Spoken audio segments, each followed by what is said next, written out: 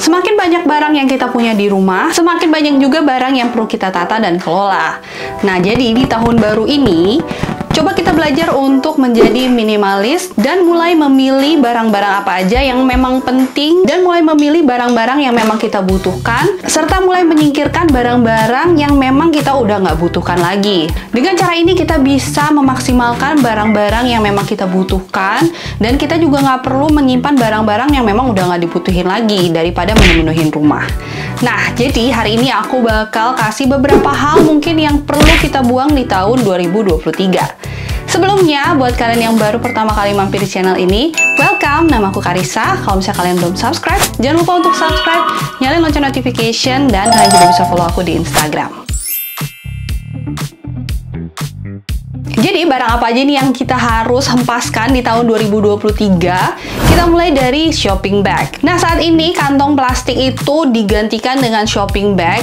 Dan ini tuh bikin kita mungkin banyak menyimpan atau mengkoleksi kantong belanja. Pastinya kebiasaan ini bikin koleksi kantong belanjaan kita itu menumpuk ya. Apalagi kalau misalnya kita selalu lupa untuk bawa kantong belanjaan. Nah, sekarang ini saatnya kita untuk mengatur koleksi shopping bag kita. Dan mulai mengurangi untuk mengosongkan tempat penyimpanan. Jadi kita harus benar-benar memilih tas belanjaan yang memang kepake dan mungkin yang kita suka. Dan kalau misalnya ada beberapa tas belanja yang udah nggak kepake, kita bisa sumbangin ke teman-teman atau saudara kita. Jadi nggak numpuk itu di rumah. Dan juga pastiin kalau tas belanjaan kita itu berada di tempat yang kita itu bisa lihat. Jadi kalau misalnya kita lagi mau belanja, mau groceries atau mau apapun itu, kita lihat itu tasnya dan kita pasti bawa. Kalau misalnya kita nggak bawa, terus kita beli lagi, jadi kayak sayang banget kan?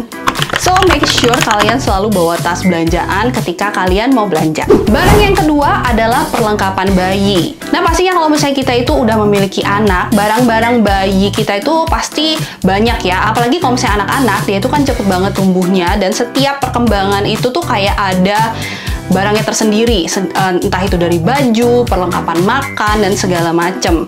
Nah, kalau misalnya ini tuh, aku sendiri kadang-kadang ngerasa kayak kita tuh feel attached sama barang-barang itu karena ada memori-memori khusus. Tapi kalau misalnya kita membiarkan ini, tentunya keadaan rumah kita itu akan jadi berantakan banget gitu ya. Jadi alangkah baiknya kalau misalnya ada baju atau mainan anak yang udah nggak kepake atau udah tidak sesuai dengan perkembangan umurnya, kita bisa sumbangkan atau kalau misalnya masih kondisi yang bagus, kita bisa pre-love. Dan kalau misalnya kita berencana untuk menambah anak, kita bisa menyimpan beberapa barang yang mungkin emang masih bisa kepake nanti dan pastiin kita juga menyimpannya di tempat yang baik, yang bersih, jangan sampai rusak atau terkena rayap, semut, dan lain-lain. Barang yang ketiga yang harus kita singkirkan adalah kotak kardus. Nah, buat kita yang sering belanja online, pastinya itu banyak banget kardus yang menumpuk di rumah. Banyak orang yang beranggapan, kadang aku juga kayak gitu, kayak disimpan karena nanti tuh mungkin bakal kepake gitu ya. Tapi akhirnya numpuk dan akhirnya ya nggak akan kepake. Nah, jadi waktunya kita untuk menyingkirkan kardus-kardus itu. Daripada menimbun sampah di rumah kan, mendingan kita singkirin aja. Kalau saya merasa sayang, kardus-kardus itu bisa disimpan dan bisa dikilo guys. Jadi bisa cuan juga dari kardus. Yang keempat adalah pakaian lama. Nah, ini tuh saatnya kita untuk melihat lagi lemari-lemari baju kita dan kita lihat baju yang memang udah jarang banget dipakai. Kalau misalnya kalian udah nggak pakai baju itu lebih dari setahun dan mungkin kalian udah lupa gitu ya. Nah, itu berarti baju itu udah harus disingkirkan. Nah, kalau misalnya kalian mau, kalian bisa kasih mungkin ke keponakan kalian, ke saudara kalian, atau kalian juga bisa pre-love. Yang kelima adalah peralatan dapur. Pastinya hari demi hari jumlah barang di dapur itu juga akan bertambah. Dan pastinya ini tuh membuat dapur itu kerasa sesak dan penuh dengan barang. Supaya suasana dapur itu lebih menyenangkan dan kita tuh jadi lebih betah untuk berada di dapur, kita juga bisa untuk menata dapur itu dan kita mulai dengan menyingkirkan barang-barang yang memang udah nggak diperlukan.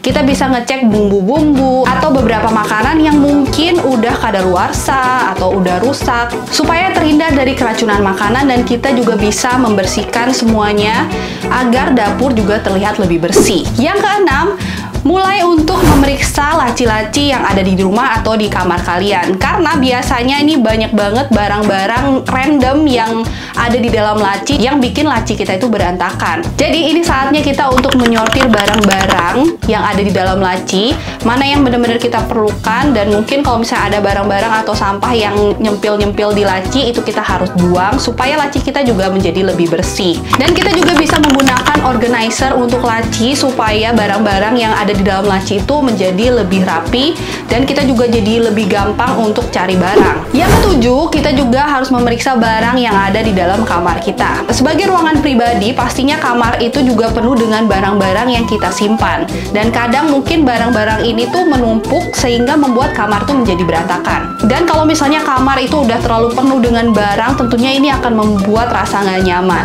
Padahal ruangan ini tuh harus menjadi ruangan yang paling nyaman di rumah karena kita menghabiskan waktu kita itu kayaknya paling banyak di kamar tidur. Nah, jadi waktunya kalian untuk bersih-bersih dan menyingkirkan buku-buku, kertas bekas, atau barang-barang yang memang udah nggak diperlukan lagi supaya kamar menjadi lebih rapi dan bersih. Jadi itu tadi beberapa barang yang memang kita harus singkirkan di tahun ini. Jangan sampai kita menumpuk barang-barang yang nggak perlu, dan kita bisa belajar untuk hidup lebih minimalis di tahun 2023 ini.